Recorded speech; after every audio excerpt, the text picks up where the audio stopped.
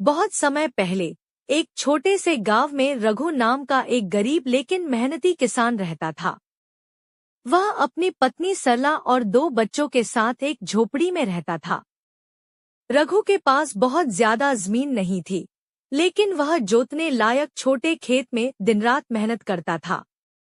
उसका एकमात्र सहारा थी उसकी प्यारी गाय लक्ष्मी।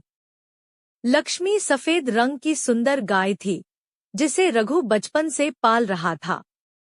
वह न केवल शुद्ध दूध देती थी, बल्कि रघु और उसके परिवार के लिए एक भावनात्मक सहारा भी थी। रघु हर सुबह जल्दी उठता, लक्ष्मी को नहलाता, ताजी घास खिलाता और फिर उसका दूध निकालकर गांव में बेचता।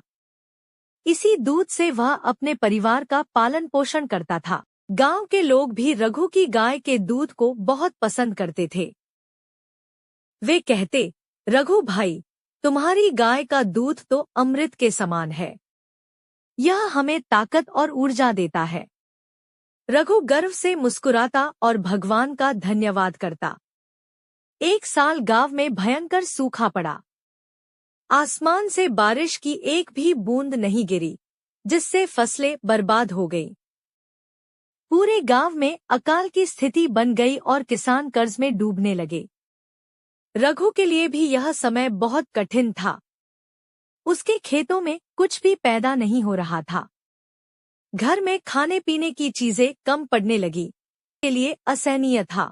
गांव का साहूकार धनीराम, जो बहुत लालची और निर्दयी था, इस कठिन समय का फायदा उठाने लगा।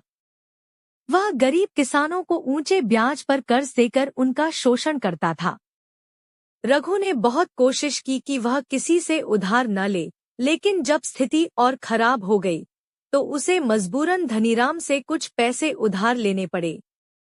धनीराम ने रघु से कहा, अगर समय पर पैसे नहीं लौटाए, तो तुम्हारी जमीन और गाय मेरी हो जाएगी।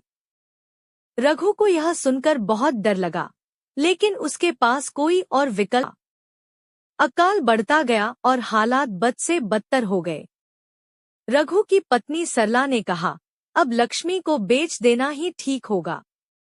उसके बदले हमें कुछ पैसे मिलेंगे और हम भूखे नहीं मरेंगे। रघु को यह सुनकर बहुत दुख हुआ। उसने अपनी प्यारी गाय को बेचने के बारे में कभी सोचा भी नहीं था। लेकिन जब बच्चों को भूखा देखा, तो उसका दिल टूट गया। वह भारी मन से गाय को बेचने के लिए पास के शहर के बाजार की ओर चल पड़ा। रास्ते भर लक्ष्मी बार बार रघु की ओर देख रही थी, जैसे वह समझ रही हो कि कुछ गलत होने वाला है।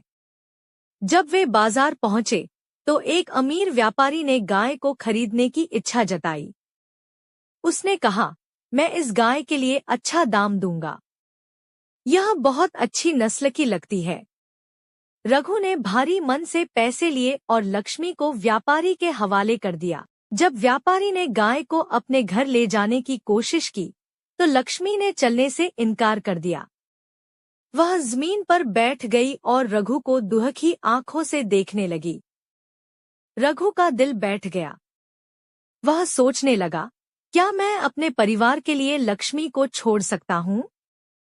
क्या एक परिवार के सदस्य को पैसे के बदले बेचना सही है? उसने तुरंत पैसे व्यापारी को लौटाए और लक्ष्मी को वापस अपने घर ले आया। घर आकर उसकी पत्नी सरला ने नाराज होकर कहा, तुमने यह क्या किया? अब हम क्या खाएंगे? रघु ने जवाब दिया, हम और मेहनत कर लेंगे, लेकिन अपने परिवार के सदस्य को नहीं छोड़ सकते। रघु ने हार नहीं मानी। उसने गांव में अलग अलग छोटे काम किए। जंगल से लकड़ियां लाकर बेची। मजदूरी की पास के शहर में दूध बेचने जाने लगा। धीरे धीरे उसने थोड़ा थोड़ा पैसा जमा किया और अपने परिवार का पेट भरना शुरू किया। कुछ महीनों बाद बारिश आई और खेतों में हरियाली लौट आई। फसलें फिर से लहलहाने लगी और किसानों की आर्थिक स्थिति सुधरने लगी। लक्ष्मी ने भी एक सुंदर बछड़े को जन्म दिया, जिससे रघु का दूध बेचने का काम और बढ़ गया। अब रघु की स्थिति पहले से बेहतर हो गई थी। गांव के लोग यह देखकर बहुत प्रभावित हुए कि रघु ने कठिन परिस्थितियों में भी अपनी सच्चाई और ईमानदारी नहीं छोड़ी। धीरे धीरे लोगों को समझ में आने लगा कि साहूकार धनीराम उन्हें धोखा दे रहा था। उन्होंने मिलकर उसके खिलाफ पंचायत बुलाई और उसके अत्याचारों का पर्दाफाश किया। गांव के मुखिया ने घोषणा की कि अब से कोई भी किसान साहूकार के पास कर्ज लेने नहीं जाएगा।